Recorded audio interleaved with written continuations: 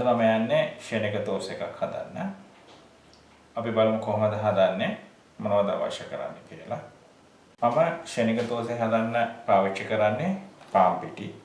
මම පාන් පිටි ග්‍රෑම් 200ක් අරන් තියෙනවා. ඔකට පේන්නේ මේක කොටස් දෙකකට තියෙනවා. මේ තියෙන කොටස අවශ්‍ය වෙන්නේ පිටි මිශ්‍රණය හදාගන්න. මේ තියෙන කොටස අවශ්‍ය වෙන්නේ අපිට ටෙම්පරාදුවට. ඊට අමතරව යෝගට් ග්‍රෑම් 50ක් අරන් තියෙනවා. මේක සීනි නැති යෝගට්යක් වෙනවා. එහෙම නැත්නම් මී කිරි ගන්න පුළුවන්. ග්‍රෑම් 50ක්. ඊට පස්සේ ලුණු රස අනුව. ඊට පස්සේ මම අරන් තියෙනවා බටර්. බටර් මිලිග්‍රෑම් ග්‍රෑම් 50ක් අරන් තියෙනවා. බටර් ග්‍රෑම් 50ක්. ආප්ප සෝඩා ග්‍රෑම් 5ක් අරන් තියෙනවා. ඊට අමතරව අපිට මේ තෝසේ මිශ්‍රණය ටෙම්පරාදු කරන්න අවශ්‍ය කරන ටික මේ තියෙන්නේ. ඒකට මම අරන් තියෙනවා සූදුරු තේ හැඳි භාගයක්. ලුණු ග්‍රෑම් 50 මේ විදිහට පොඩියට කපාගෙන තියෙනවා. කාරපෙන්චා, උළුහල් තේ හැඳි කාලයි, වේලිච්ච මිරිස් කෑලි තේ හැඳි එකහමාරක් අරන් තියෙනවා. ඊට අමතරව මම තෙල් මිලිලීටර් 25ක් අරන් තියෙනවා. ml 25ක් අරන් තියෙනවා. තමුන්ට කැමති තෙල් වර්ගයක් පාවිච්චි කරන්න පුළුවන්. මම අරන් තියෙන එළවලු තෙල්, තල තෙල් හරි, පොල් තෙල් හරි, එළවලු තෙල් හරි කැමති වර්ගයක්. අපි දැන් බලමු කොහොමද හදන්නේ කියලා. මුලින්ම බටර් ටික දිය කර ගන්න ඕන. අපි යන්නේ දැන් පිටි මිශ්‍රණය හදා ගන්න. අපි පිටි මිශ්‍රණය හදන්න මුලින්ම එකතු කරන ආප්ප සෝඩා ටික නැත්නම් බේකින් සෝඩා ටික. ඊට පස්සේ පොඩක් කලවම් කර ගන්න ඕන. ඊට පස්සේ තමන්ගේ රස අනුව ලුණු එකතු කර ගන්න. මම ලුණු තේ හැඳි කාලක් විතර එකතු කර ගන්නවා. පස්සේ ලුණු බල්ල එකතු කර ගන්න.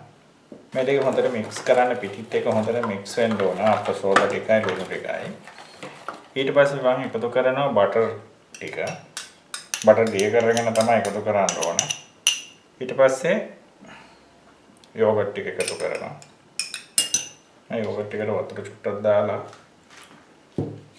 ඊට පස්සේ මේ පිටි මිශ්‍රණය කැටි ගැහෙන්නේ නැති වෙන්න හොඳට මික්ස් කර ගන්න ඕන. වතුර එකතු කර. මේ වගේ හොඳට මිශ්‍රණය කැටි ගැහෙන්නේ නැති වෙන්න හදා ගන්න ඕන. එහෙම නැත්නම් බෙන්ඩරි එක තියලා ගහගත්තත් කිසි ප්‍රශ්නයක් නැහැ.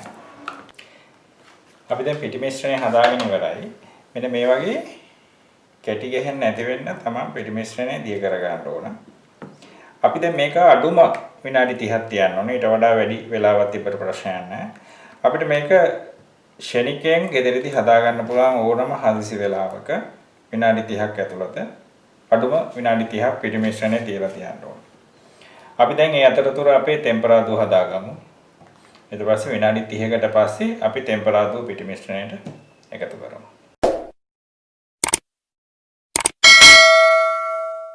යන්නේ අපේ ෂෙනික තෝස් එකේ ටෙම්පරාදුව හදාගන්න. මුලින්ම මම වාචනේ රත් වුණාට පස්සේ තෙල් එකතු කරනවා. ඊට පස්සේ එකතු කරනවා තෙල් රත් වෙලා තියෙන දැන් උළුහල් ටික. ඊට පස්සේ ලුණු ටික. දැන් මම තෙල් රත් වුණාට පස්සේ ලිපේ ගින්දර මීඩියම් හීට් එකට අඩු කරලා තියෙන්නේ.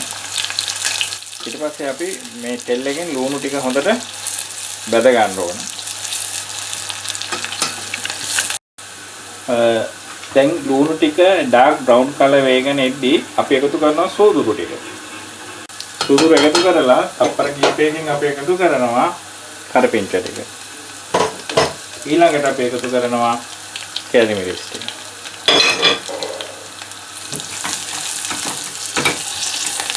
අපි කැලි මිරිස් එකතු කරාට පස්සේ ලිපේ ගින්දර ලෝ හීට් එකටම අඩු කරනවා. අපි අනිත් එක කැලි මිරිස් එකතු කරලා තප්පර 30ක් හෝ විනාඩියක් ඇතුළත අපි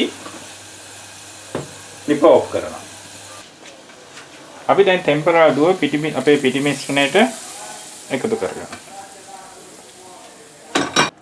අපි දැන් ටෙම්පරාදුව එකතු කරාට පස්සේ පිටි මිශ්‍රණය හොඳට කලවම් කර ගන්න ඕන. අපි දැන් යන්නේ තෝස හදන්න. දැන් අපේ ටෙම්පරාදුවත් එකතු කරලා පිටි මිශ්‍රණය හදාගෙන ඉවරයි. අපි දැන් යන්නේ තෝස හදන්න. අනිත් එක තමයි මම මේ පාන් පිටි තෝස් එකට අපි බටර් යෝගට් එකතු කරාම තෝස් එකේ හොඳ සොෆ්ට් ගතියක් තියෙනවා. මෙලෙක් ගතියක්. ඒකට මේ දෙක එකතු කරන්න. තම කැමති නම් මේ දෙකෙන් එකක් එකතු කරන්නත් පුළුවන්. දෙකම එකතු කරන්නේ නැතුව හදන්නත් පුළුවන්.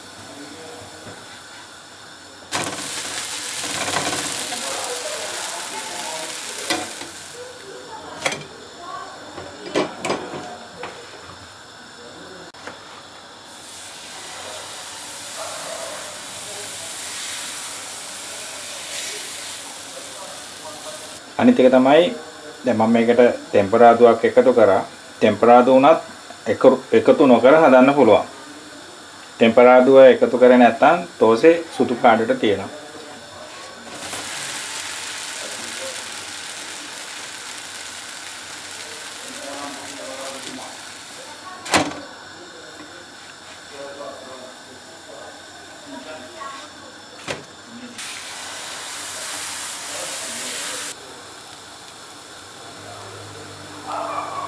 දැන් ඔකට පේනවාද මේ වගේ මේ තියෙන මෙන්න මේ වගේ තෝසේ හොඳට බේකින් පවුඩර් එක පිපිලා තියෙනවා නම් මෙන්න මේ විදිහට හොඳට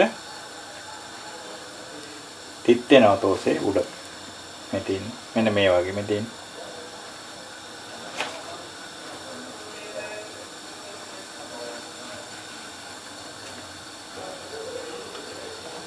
අපි ශේනික තෝසේ දැන් අන්තිම එක මේ හදන්නේ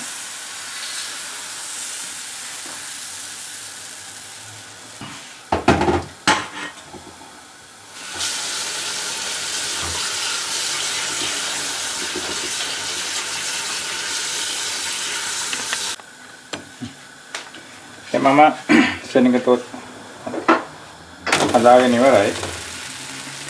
එහෙනම් ඉතින් ඔය කට්ටියත් හදලා බලන්න. හදලා බලලා රස බලලා මගේ YouTube channel එක subscribe කරගන්න. like එකකුත් දාන්න. යාළුවොත් එක්ක share කරගන්න. එහෙනම් ඉතින් අපි අලුත් වීඩියෝ එකකින් හම්බ වෙමු.